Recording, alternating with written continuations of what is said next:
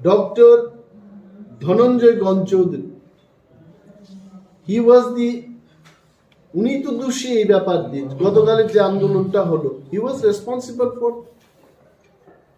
ইতিহাসের মোহাম্মদ বিন্তু গোলকের কথা আমার মনে পড়ে, I am not a student of history, তারপরেও মোহাম্মদ বিন্তু গোলক সম্পর্কে ক্লাস 8 বা ক্লাস 9 বা 10-এ একটা বিষয় ছিল, চ্যাপ্টার ছিল, এটা মনে পড়ে। এই যে তুগলকি স্টেটমেন্ট, একদিন বলছেন উনি যে হ্যাঁ 10 তারিখের মধ্যেই নোটিফিকেশন হয়ে যাবে, রোমান স্ক্রিপ্ট এবং বাংলা স্ক্রিপ্ট ইজ অ্যালাউড। 3 দিন বাদে বলছেন আমার কাছে কিছু নেই, আমি কি করব? এই যে লোকটা, ওনার একটা দায়িত্ব ছিল, ডক্টরেট ডিগ্রি হোল্ডার, এককালে উনি he was teaching in college or university, I don't know, maybe in the college, উনি শিক্ষক ছিলেন। His responsibility was to make understand the political bosses.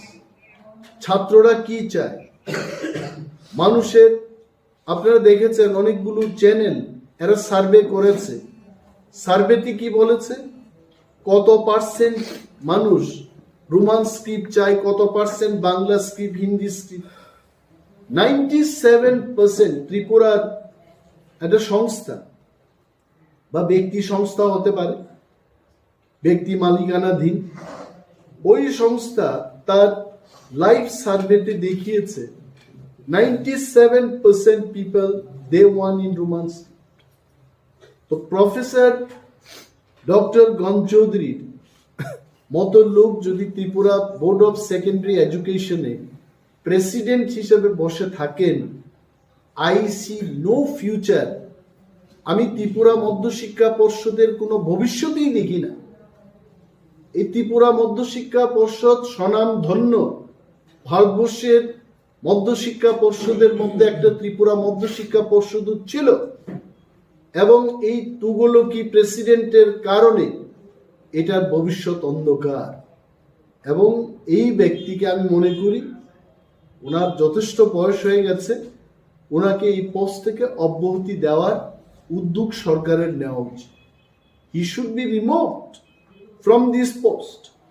কারণ আপনি চিন্তা করুন, এটা রোমান স্ক্রিপ্ট বলে আমরা জানতে পারলাম, এই লোকটা ওনার অফিসার, ওএসডি, টিচার্স, হেডমাস্টার্স যারা বোর্ডের সঙ্গে যুক্ত, তাদেরকে নিয়ে কি ইনস্ট্রাকশন দিচ্ছেন, you can definitely gauge his attitude. তো এই লোকটাকে সেখান থেকে অব্যাহতি দেওয়া হোক, এটাও আমার একটা দাবি থাকবে সরকারের।